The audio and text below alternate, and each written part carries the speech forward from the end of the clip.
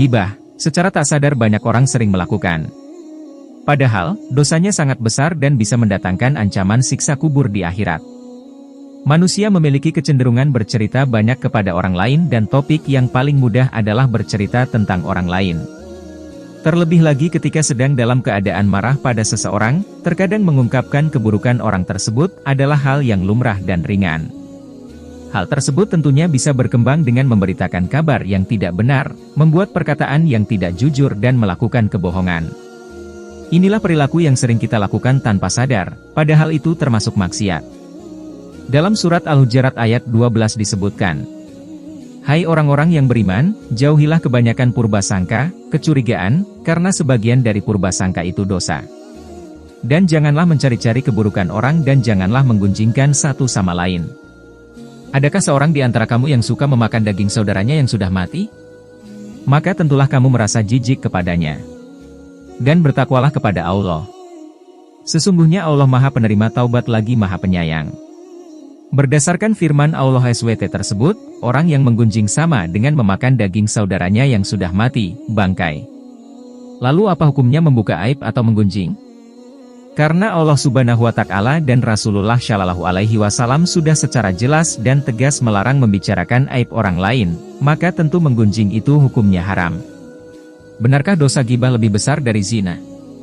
Rasulullah Shallallahu Alaihi Wasallam sudah menyatakan bahwa dosa ghibah lebih berat dari dosa zina. Ghibah itu lebih berat dari zina. Seorang sahabat bertanya, bagaimana bisa? Rasulullah Shallallahu Alaihi Wasallam menjelaskan, seorang laki-laki yang berzina lalu bertobat, maka Allah bisa langsung menerima tobatnya. Namun pelaku ghibah tidak akan diampuni sampai dimaafkan oleh orang yang digibahnya, hadis riwayat At-Tabrani. Penyebab siksa azab kubur yang maha pedih, oleh Nur Aisyah Al-Bantani disebutkan beberapa dalil-dalil keharaman ghibah dan bahayanya.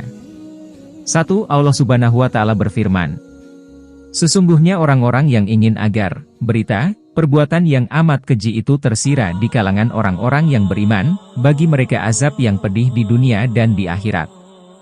Dan Allah mengetahui, sedang kamu tidak mengetahui." Quran Surah An-Nur ayat 19.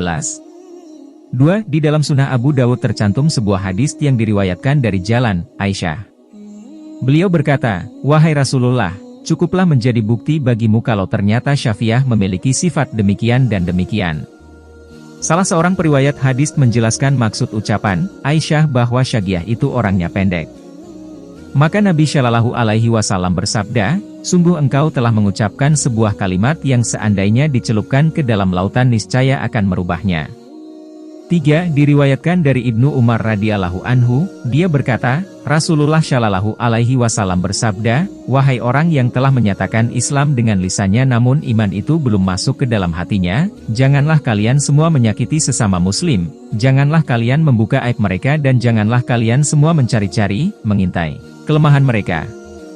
Karena siapa saja yang mencari kekurangan saudaranya sesama muslim maka Allah Subhanahu wa Ta'ala akan mengintai kekurangannya dan siapa yang akan diintai Allah kekurangannya maka pasti Allah Subhanahu wa Ta'ala akan ungkapkan, meskipun dia berada dalam rumahnya."